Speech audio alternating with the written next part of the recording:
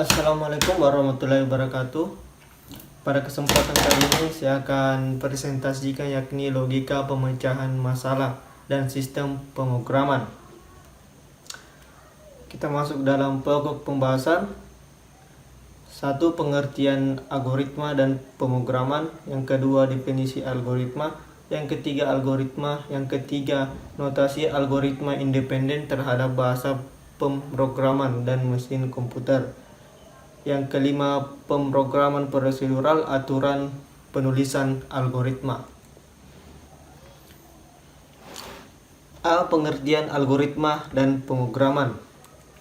Ditinjau dari asal-usul katanya, kata algoritma sendiri mempunyai sejarah yang aneh.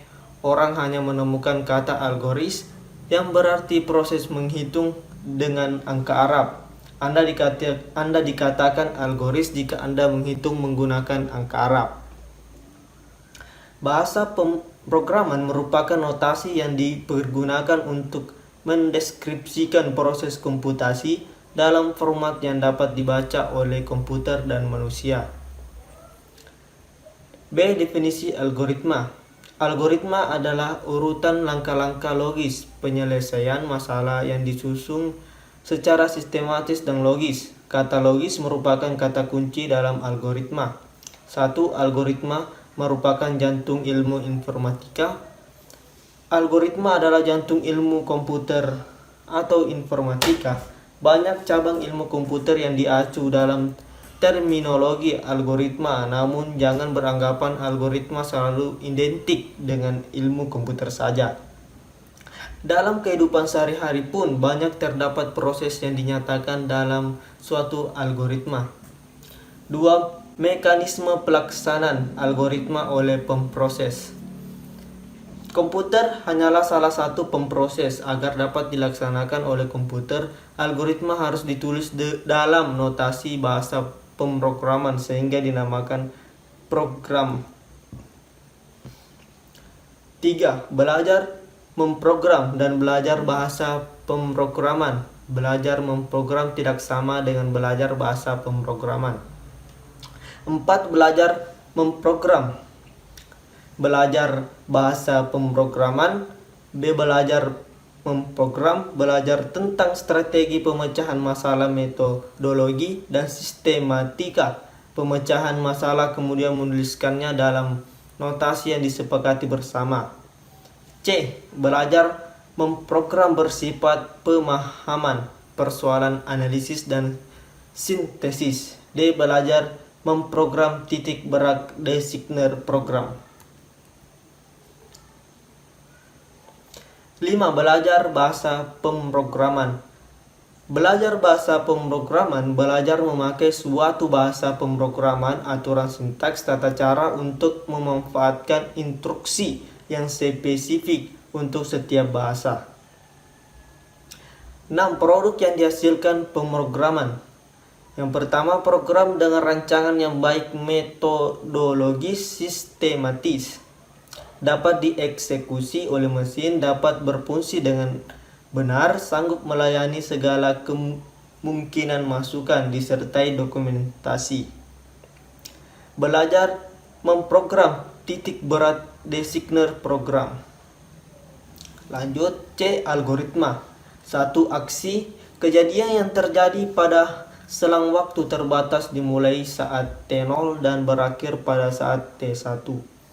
B. Menghasilkan efek neto yang terdefinisi dengan baik dan direncanakan. Contoh, Ibu Tati mengupas kentang untuk mempersiapkan makan malam. Ruang lingkupnya. Karena ruang lingkup luas, maka harus didefinisikan keadaan awal dan efek neto yang direncanakan, initial state dan final state. C. Initial state. Keadaan awal, T0 kentang sudah ada di kantong kentang dan ditaruh di rak dapur di mana Ibu Tati akan mengupasnya. Final state. Keadaan akhir, T1 kentang dalam keadaan terkupas di panci siap untuk dimasak dan kantong kertasnya harus dikembalikan ke rak lagi. kejadian urut-urutan dari beberapa aksi yang terjadi secara berurutan. Efek kumulatif dari semua aksi yang terjadi menjadi efek nektoh dari kejadian. Penggolongan suatu kejadian menjadi aksi adalah relatif tergantung dari sudut pandang. D. Notasi algoritma independen terhadap bahasa pemrograman dan mesin komputer. Notasi algoritma dapat diterjemahkan ke dalam berbagai bahasa pemrograman. Analoginya sama dengan resep membuat kue. Sebuah resep dapat ditulis dalam bahasa apapun dan hasilnya akan sama. Semua aturan pada resep diikuti. E. Pemrograman prosedural. Algoritma berisi urutan langkah-langkah penyelesaian masalah ini. Berarti algoritma adalah proses yang prosedural. Definisi prosedural menurut Kamus Besar Bahasa Indonesia: 1. Tahap-tahap kegiatan untuk menyelesaikan suatu aktivitas. 2. Metode langkah demi langkah secara eksak dalam memecahkan suatu masalah. Pada pemrograman prosedural, program dibedakan antara bagian data dengan bagian instruksi. Beberapa notasi yang digunakan dalam penulisan algoritma. 1. Notasi untaian kalimat deskriptif. 2. Notasi diagram alir flow curve. 3. Notasi pseudocode.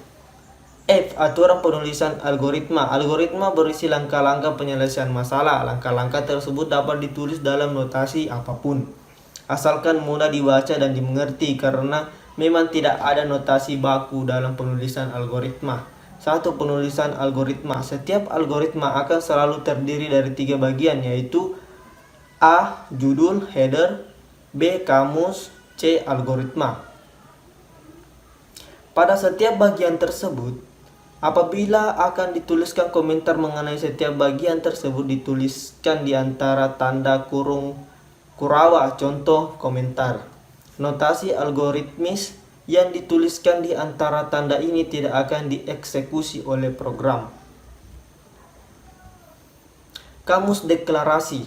Kamus deklarasi adalah bagian teks algoritma sebagai tempat untuk mendefinisikan nama tipe, nama konstanta, nama variabel, nama fungsi, nama prosedur.